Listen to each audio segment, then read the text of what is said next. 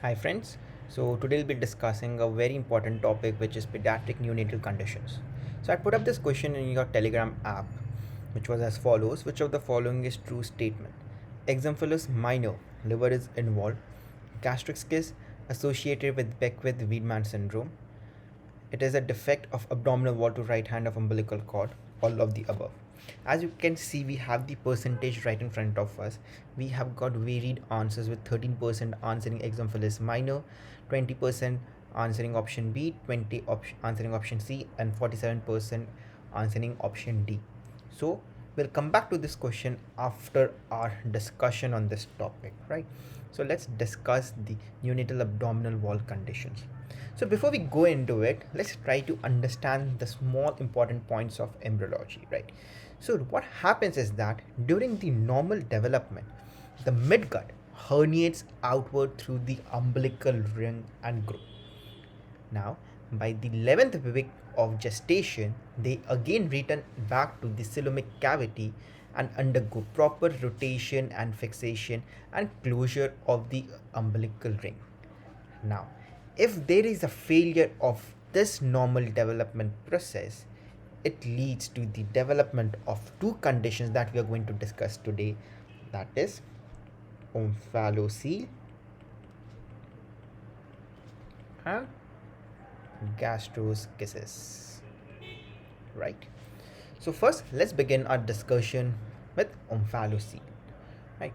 So here is an image taken from the new edition of Bailey and Love, right, which says to be an exemphalus major. Now let's understand what exemphalus major is. So as we read in the embryology part, it is a defect of the abdominal wall. So it is defect of which part? It is the central defect of the abdominal wall, right? So the most important point to be remembered over here is that it is a central defect, right? Then regarding the intact membranous sac, you can see over here the contents are covered by membrane. So what are your membranes covering over here? So the membranes coverings include amnion, right? Then it includes Wharton jelly and peritoneum, right? You can remember this as with the acronym paw also, right? The cat's paw. So it would be peritoneum, amnion, Wharton jelly, right? Next important point to be remembered in exemphalus is that it is associated with the syndrome. So what is this syndrome called? This is a Beckwith, right, Wiedemann syndrome, right? So this Beckwith Wiedemann syndrome. Now another important point to be remembered which helps us to differentiate it from gastroschisis is that omphalocoele is associated with uh, this metabolic not metabolic syndromes with genetic syndromes or associated anomalies, right? So over here one of the most important association is the Beckwith-Wiedemann syndrome. Now what this Beckwith-Wiedemann syndrome consists of? It consists of gigantism, microglossia, umbilical defect, which would be in form of either a hernia or an omphalocoele, right? So you could be getting a question regarding which of the following is not a component of Beckwith-Wiedemann syndrome, and normally they replace your macroglossia with microglossia, right? So be careful about this. Now there's another association of your omphalocoele which is called the pentalogy of Cantrell. It's very important that we know what are the components of this pentalogy of Cantrell. Since we're discussing it with exemplar, so definitely one is omphalocoele, right? Then what do we have? We have a diaphragmatic hernia, right? So but the important point over here, whether it is an anterior or posterior. In case of pentalogy of Cantrell, students, please remember it is anterior, right? So anterior diaphragmatic hernia, right? Then other associations would include in this. The word pentalogy means five, so we need to remember five. So we have one. First is the omphalocoele, the second is the anterior diaphragmatic hernia, the third is ectopia cardis, right? Then we have sternal cleft, and the last one that we have is your intracardiac defects like ventricular septal defects. Intracardiac defects like ventricular septal defects, right? So these are your components of pentology of Cantrell. Please highlight this point of anterior diaphragmatic hernia. Normally they replace anterior with posterior diaphragmatic hernia, so please do not get confused, right? So now another important point to be discussed over here is that regarding exomphalus minor versus major, right? So this has been given in your recent Bailey and Love edition.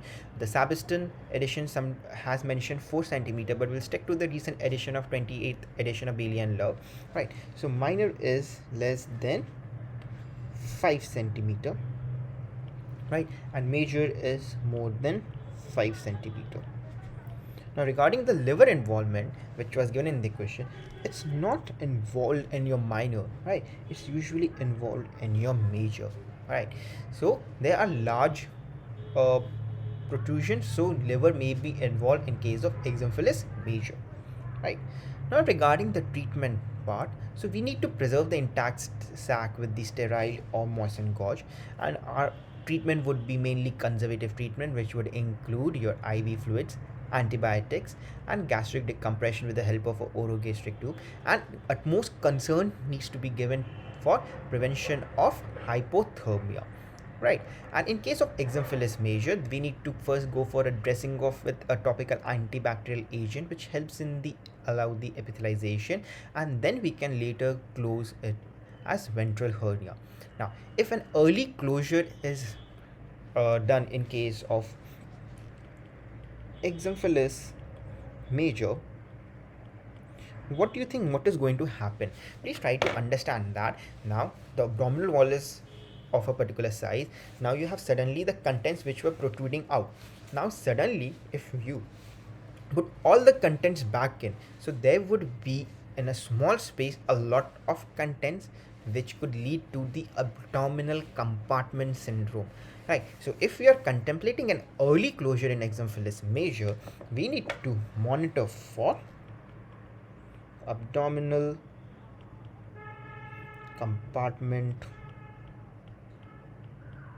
syndrome, right? So now to revise this topic of exomphalus major omphalocoele, right? It is a central defect, right? There is an intact membranous sac. We have your 3 layers, which can be remembered with PAW. It associated with Beckwith-Wiedemann syndrome. Then we have pentology of Cantrell, where we have to remember it's anterior diaphragmatic hernia and not a posterior diaphragmatic hernia. Then we have exomphalus minor and major, where the size would be cut off is 5 centimeter, which has been taken from the recent edition of Bailey and Love, right? And regarding the liver involvement, it's said in your recent edition of Bailey and Love that the liver involvement is present in cases of exomphalus major, right? And then we have your conservative treatment, and if you're going for an early treatment in exomphalus major, then what you need to do, you need to monitor for abdominal compartment syndrome, right? So now we go down to a discussion on the next important pediatric neonatal abdominal defect, which is gastroschisis, right? So what it is a defect to right, that was in the central abdominal part, so right of the umbilical cord, which occurs usually at the site of obliterated umbilical vein, right? At the site of right obliterated umbilical vein. So now what happens is that in this case there is absence of sac, a result of which there would be a direct exposure of the intestine to the amniotic fluid in utero, as the result of which there is going to be thickening and edematous and foreshortened intestine, right? Now as I mentioned regarding the anomalies when we were discussing the pentology of Cantrell and Beckwith-Wiedemann syndrome, this omphalocoele or exomphalus is actually associated with anomalies. However, in cases of gastroschisis, this associated anomalies is very rare. However, in around 15%, there might be association with intestinal atresia, right? And the risk factors for gastritis includes your young maternal age and drug use. So please remember this risk factors for gastritis, right? And one of the another major differences from this omphalocele is that this gastritis requires a large amount of fluid requirements, right? Why? Because in this cases even the fluid losses are obviously higher. Yes, higher, right? So again here the treatment would be with orogastric tube to decompress stomach, right? Then we have this bowel loops needs to be reduced and the fascia skin is approximated. Then we go for a prostatic patch closure where it is needed. It would be a Gore-Tex patch, right? And if the viscera is not reduced into the abdomen, a silo can be placed at the bedside where the eviscerated intestine is reduced serially for 5 to 7 days, followed by operative closure. I have taken the image of this. So this is a gastric in performed silo, right, where the intestine cannot be reduced, so a silo is placed, and then after 5 to 7 days we have to remove we have to place the contents of the intestine back into the abdomen, right? So they are maintained on TPN until they gain bowel function, and if there is any associated intestinal atresia, it has to be addressed, right? So now what would be the timing of this addressment? Now this is usually done 6 to 8 weeks later. Why? We wait for the inflammation to subside, right?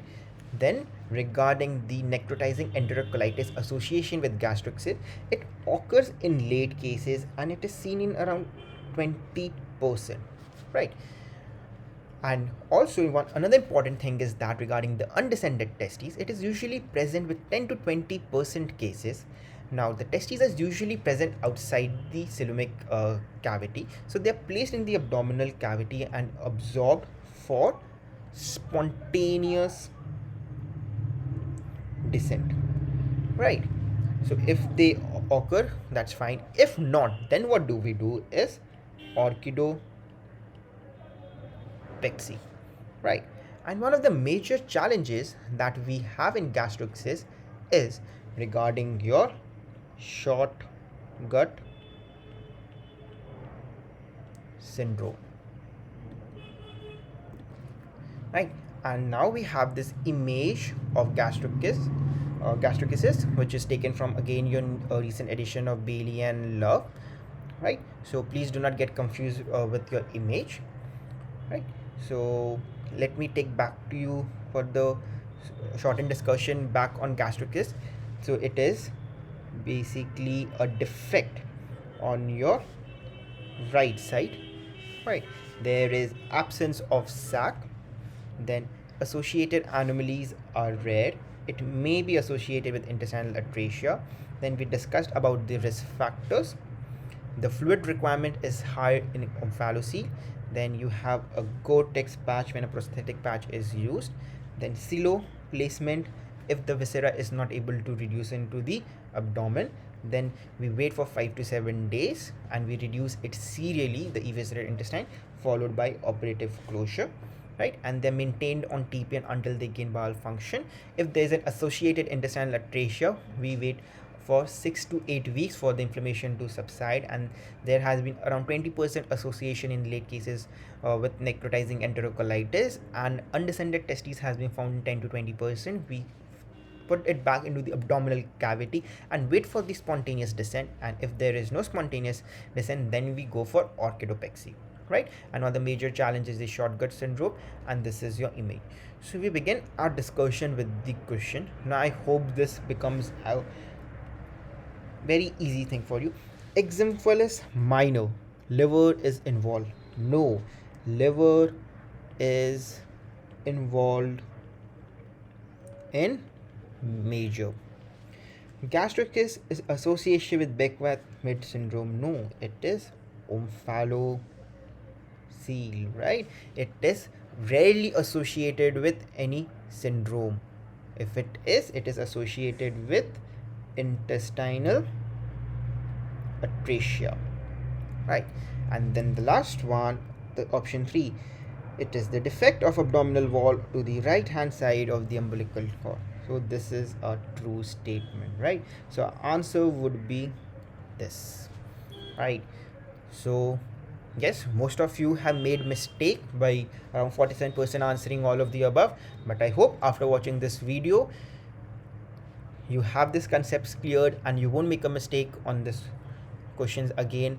Please expect this Omphalocoele and gastroschisis to be asked in your exam, and I hope the doubts are cleared in this. Thank you.